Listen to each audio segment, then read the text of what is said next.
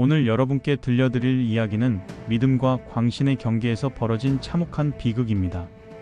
1990년대 중반 경기도 양평의 한적한 산골에 자리 잡은 기도원에서 벌어진 일입니다. 하늘을 향한 간절한 기도가 집단 참사로 바뀐 그날, 과연 무슨 일이 있었던 걸까요? 그날은 유난히 무더운 여름이었습니다. 용문산 자락에 자리 잡은 기도원에는 전국 각지에서 모여든 신도들이 며칠째 금식 기도에 매진하고 있었습니다. 그런데 그날 오후 기도하던 신도 한 명이 갑자기 쓰러졌습니다. 이어서 2명, 3명, 순식간에 수십 명이 바닥에 널브러졌습니다. 발견 당시 현장은 참혹했습니다. 굶주림과 탈수로 뼈만 남은 신도들, 그중 상당수는 이미 숨을 거둔 상태였습니다. 구급차가 연이어 도착했지만 이미 너무 늦었습니다. 총 32명이 목숨을 잃었고 생존자들마저 위독한 상태였습니다. 도대체 이 평화로워 보이는 기도원에서 무슨 일이 벌어진 걸까요? 이 비극의 씨앗은 언제부터 뿌려진 것일까요? 시간을 조금 거슬러 올라가 보겠습니다. 1980년대부터 1990년대 우리나라는 그야말로 기도원 열풍이 불었습니다. 경제가 급성장하면서 사람들의 마음속에는 새로운 불안감이 자리 잡았습니다. 돈은 많아졌지만 마음의 평화는 오히려 멀어진 것 같았죠. 그런 시대적 배경 속에서 전국 곳곳에 크고 작은 기도원들이 우후죽순 생겨났습니다. 용문산 기도원도 그런 시설 중 하나였습니다. 처음엔 작은 산장 같은 곳이었는데 소문이 나면서 점점 커졌습니다. 여기서 기도하면 병이 낫는다, 기적이 일어난다는 입소문이 퍼지기 시작한 겁니다. 특히 이곳을 이끌던 박 목사라는 인물의 카리스마는 대단했습니다. 그는 진정한 믿음이 있다면 몸의 고통쯤은 이길 수 있다며 신도들을 독려했습니다. 그의 말 한마디에 수백 명이 웃고 울었습니다. 여러분도 기억하실 겁니다. 그 시절엔 목사님이나 신부님 말씀이 곧 하늘의 뜻이라 여겨지던 시대였죠. 의심하거나 반박하는 것 자체가 불경스러운 일로 여겨졌습니다. 박 목사는 점점 더 극단적인 신앙을 강요하기 시작했습니다.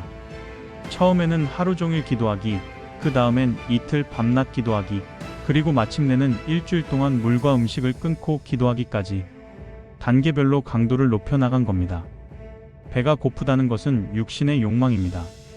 진정한 신앙인이라면 이런 육체적 고통쯤은 극복해야 합니다. 박 목사의 말이었습니다. 처음엔 하루 이틀 정도였습니다. 그런데 점점 기간이 길어졌어요. 사흘, 나흘, 일주일. 급기야는 보름 이상 굶으며 기도하는 사람들까지 나타났습니다. 신도 중 한 명이었던 김할머니의 증언을 들어보겠습니다. 처음엔 저도 의심했어요. 이렇게 굶어도 되나 싶어서요. 그런데 목사님이 말씀하시길 의심하는 마음 자체가 사탄의 유혹이라고 하더라고요. 그래서 참았어요. 다들 참았어요. 문제는 여기서 그치지 않았습니다. 박 목사는 아픈 사람이 생겨도 병원에 가지 못하게 했습니다.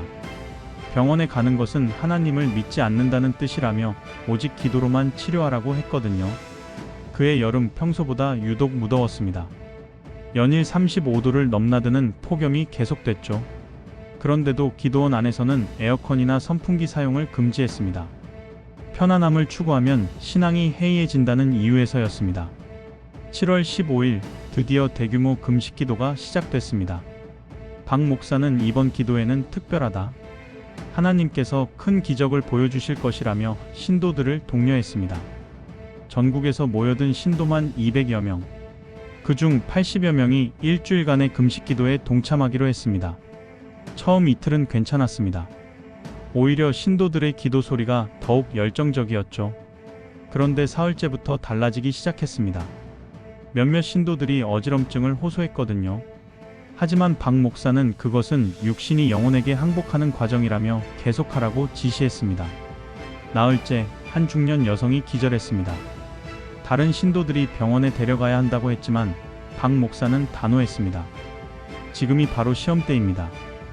포기하면 모든 것이 물거품이 됩니다. 닷새째 되던 날 상황은 더욱 심각해졌습니다. 쓰러지는 사람이 늘어나기 시작한 겁니다.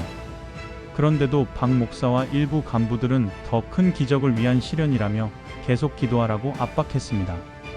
이때 한 신도의 가족이 기도원을 찾아왔습니다. 며칠째 연락이 안 된다며 걱정스러워 온 거죠.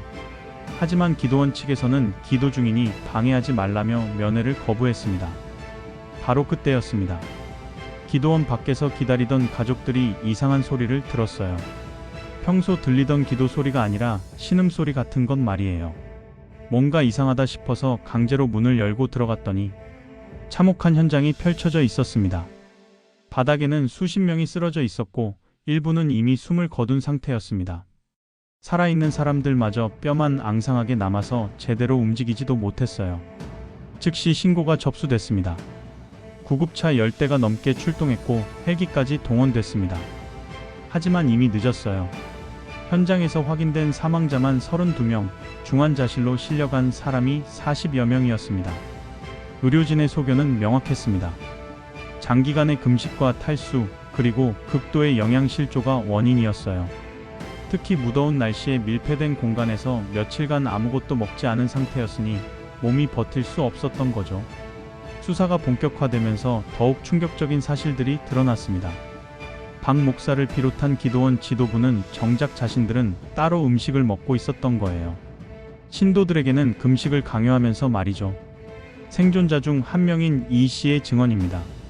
목사님은 우리한테는 한 알의 쌀도 먹지 말라고 하면서 자기는 방에서 몰래 밥을 드시고 계셨어요. 나중에 알고 보니 간부들도 마찬가지였고요. 우리만 바보였던 거죠.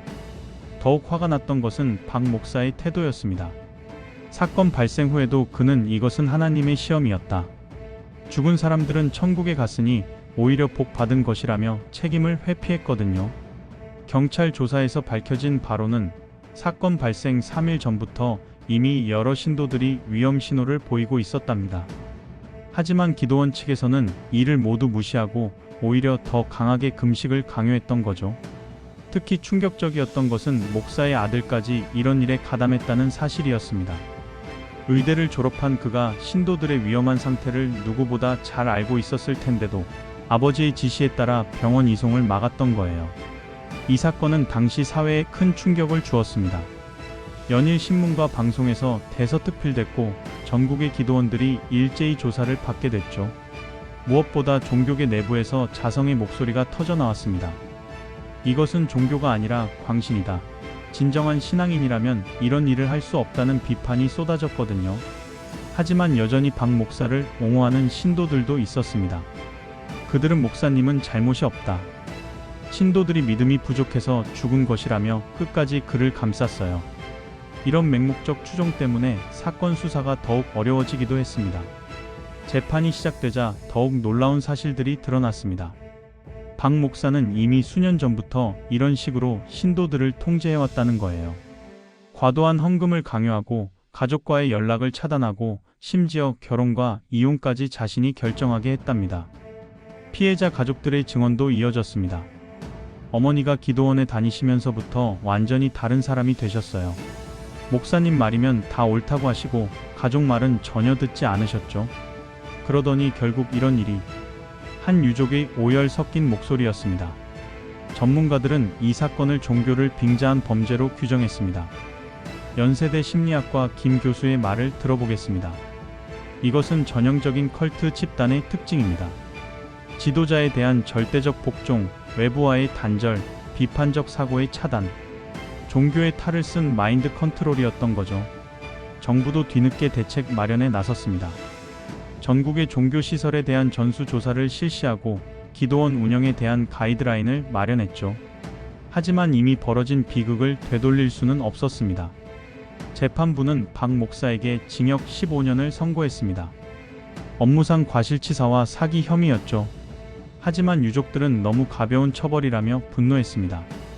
돈으로 환산할 수 없는 소중한 생명을 잃었는데 고작 15년이라니요. 이 사건 이후 우리 사회는 종교와 신앙에 대해 다시 생각해보게 됐습니다. 과연 진정한 신앙이란 무엇일까요? 맹목적인 추종과 건전한 믿음의 경계는 어디에 있을까요? 종교학자 박 교수는 이렇게 말했습니다. 진정한 신앙은 사람을 살리는 것이지 죽이는 것이 아닙니다. 만약 어떤 종교나 지도자가 신도들에게 생명을 위험에 빠뜨리라고 요구한다면 그것은 이미 종교가 아닙니다. 그렇습니다. 신앙은 우리를 더 나은 사람으로, 더 행복한 삶으로 이끌어야 하는 것이죠. 고통과 죽음으로 이끄는 것은 신앙이 아니라 광신입니다. 사건이 일어난 지 벌써 30년 가까이 흘렀습니다. 그 기도원은 지금 폐허가 되어 있어요. 무너진 건물들 사이로 풀들이 무성하게 자라나고 있습니다. 마치 그날의 아픔을 덮으려는 듯이 말이죠. 하지만 우리는 기억해야 합니다. 그날 목숨을 잃은 32명의 억울한 죽음을, 그리고 그들이 우리에게 남긴 교훈을 말이에요. 종교는 자유입니다. 누구나 자신이 원하는 신앙을 가질 권리가 있어요. 하지만 그 자유가 다른 사람의 생명을 위협하거나 맹목적 추종을 강요하는 수단이 되어서는 안 됩니다. 만약 여러분 주변에 이상한 종교 활동을 하는 사람이 있다면 관심을 가져주세요. 그리고 의심스러운 점이 있다면 주저하지 말고 전문가나 관련 기관의 상담을 받으시기 바랍니다. 진정한 신앙은 두려움이 아닌 사랑에서 나오고, 강요가 아닌 자발성에서 나오며, 죽음이 아닌 생명에서 나온다는 것을 잊지 마시기 바랍니다. 오늘 이야기는 여기서 마치겠습니다. 다음 시간에도 우리가 기억해야 할 그날의 이야기로 찾아뵙겠습니다. 시청해주셔서 감사합니다.